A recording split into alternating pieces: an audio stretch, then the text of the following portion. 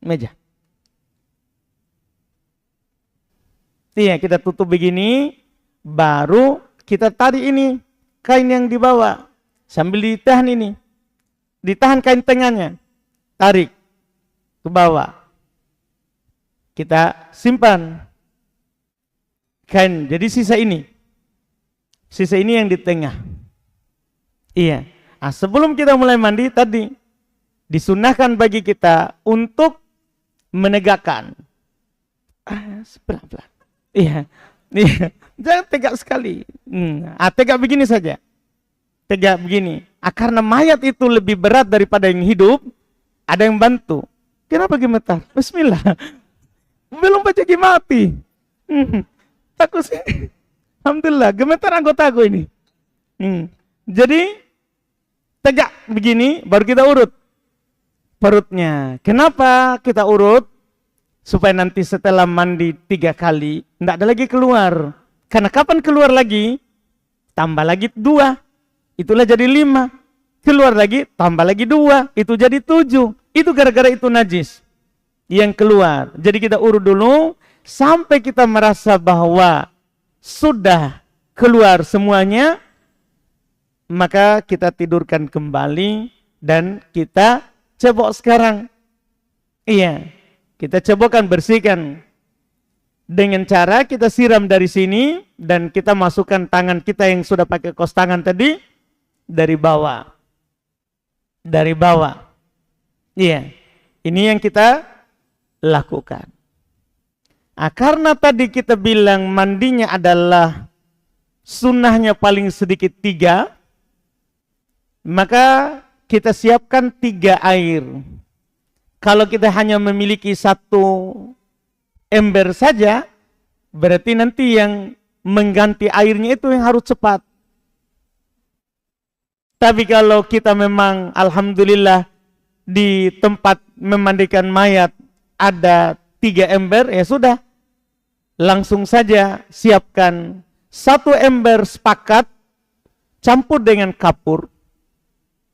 Iya, kapur apa itu? Kapur barus, bukan kapur ajaib, Pak. Iya, kapur barus. Banyak dijual. Itu sudah dicampur yang ditumbuk halus, nanti pakai saringan. Supaya enggak banyak di melengket pecahannya di badan mayat. Nanti pakai saringan airnya. 1 embernya dicampur dengan daun bidara, atau sekarang kata para ulama penggantinya daun bidara, boleh sabun kalau tidak ada. Iya. Karena nanti ada tujuannya, ada hikmahnya. Dengan daun bidara itu kulitnya menjadi lentur kembali. Yang tadi itu kaku, daun bidara itu membuatnya lentur. Iya, sehingga mudah dimandikan, tidak kelupas kalau kita nanti qadarullah gosok. Yang kedua itu ember itu. Ember pertama apakah hanya air saja atau dengan daun bidara? Diperselisihkan. Itu untuk ember pertama. Dan mayoritas ulama mengatakan karena Nabi bilang mandikan dengan daun bidara dan air dan daun bidara, terakhir adalah kapur, maka mereka mengatakan ember pertama, kedua daun bidara. Karena Nabi tidak memisahkan airnya.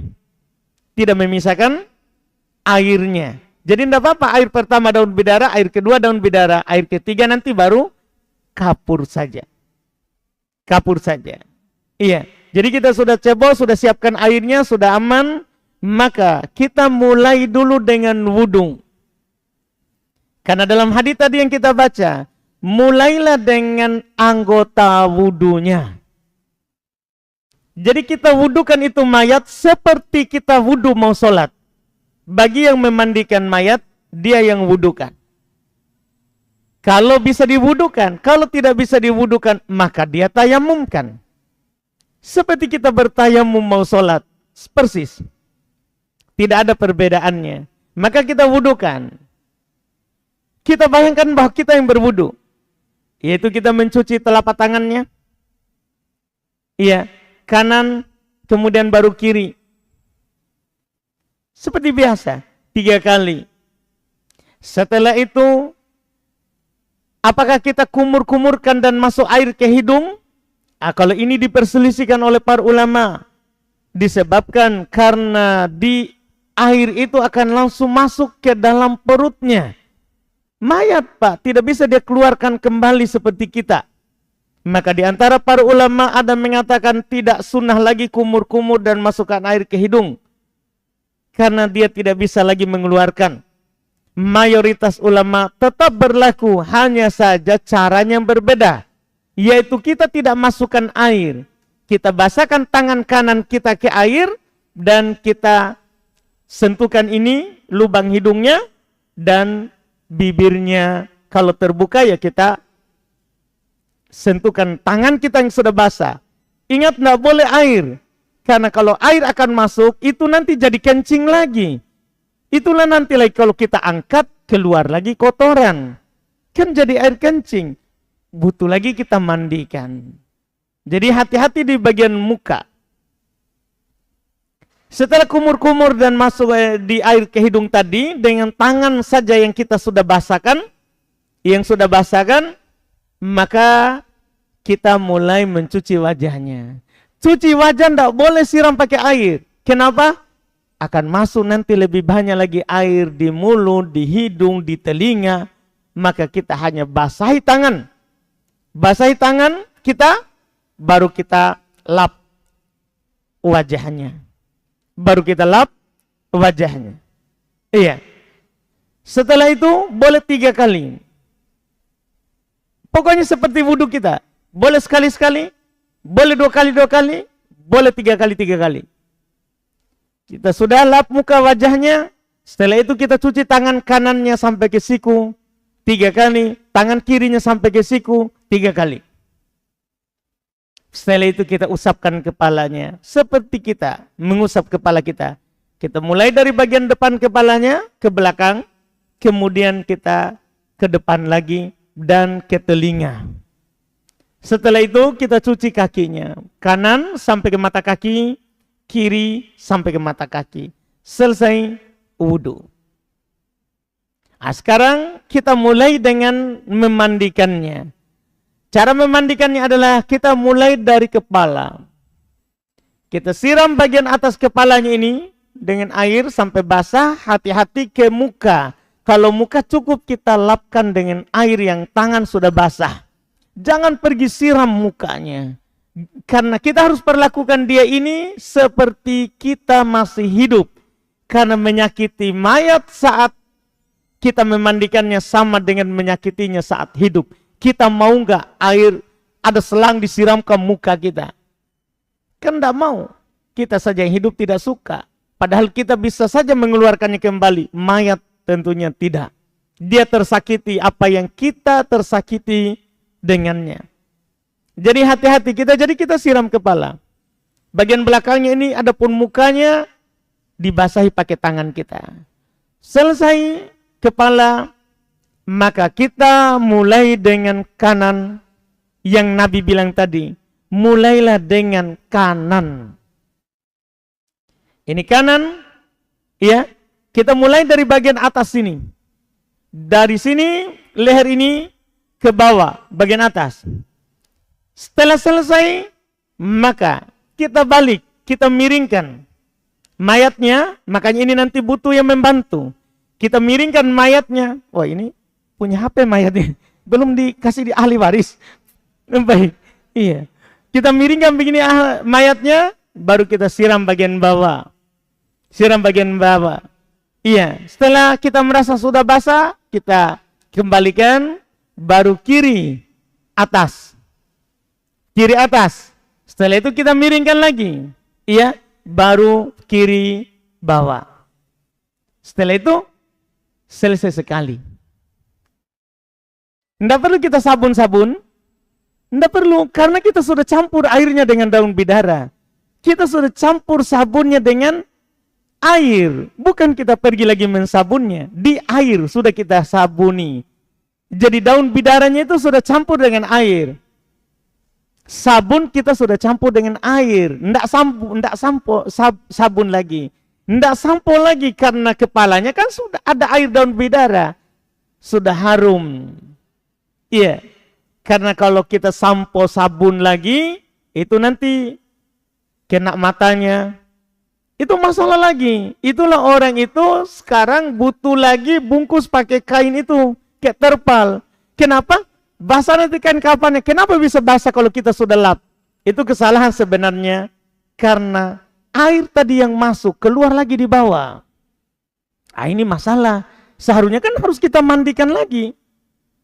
Makanya untuk hindari itu tidak boleh. Ini bukan mandinya kita. Dia ini hanya memang mandi wajib.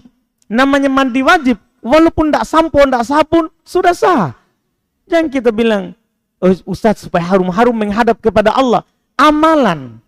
Yang membuat kita harum menghadap kepada Allah, amalan. Bukan sabunnya kita. Bukan. Itu harus dipahami baik-baik. Jadi ini kita mandikan kewajiban kita. Yang hidup. Kewajiban kita yang hidup. Dia ini menghadap kepada Allah dengan amalannya. Iya. Dengan itu selesai sekali. Selesai sekali. 2 kali persis seperti tadi tanpa wudu. Yang kurang adalah wudu. Kita mulai lagi dengan kepalanya. Kanan atas, kanan bawah, kiri atas, kiri bawah. 2 kali. Mulai lagi dengan kepalanya. Kanan atas, bawah, kiri, bawah. Selesai 3 kali. Sudah, selesai. Cepat. Seperti itu memandikan mayat. Yang penting sudah kena semua badannya. Sudah kena semua badannya. Iya.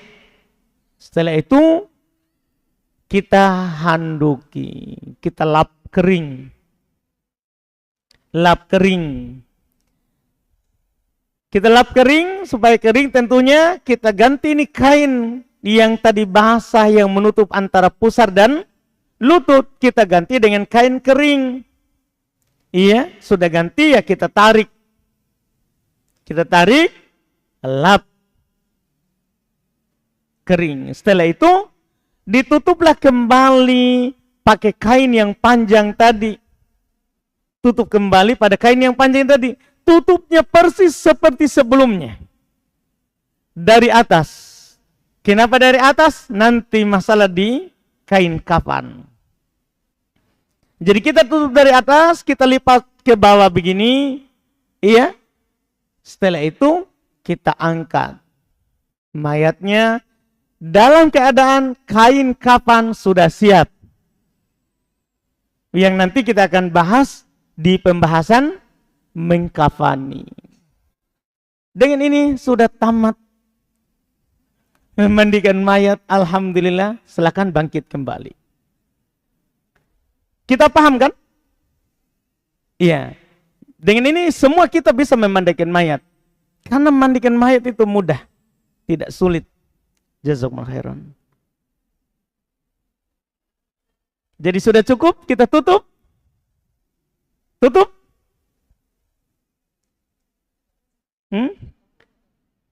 Iya kan saya sudah jelaskan sampai 3 kan. Kan pertama, kedua daun bidara. Ketiga kan saya sudah bilang memang.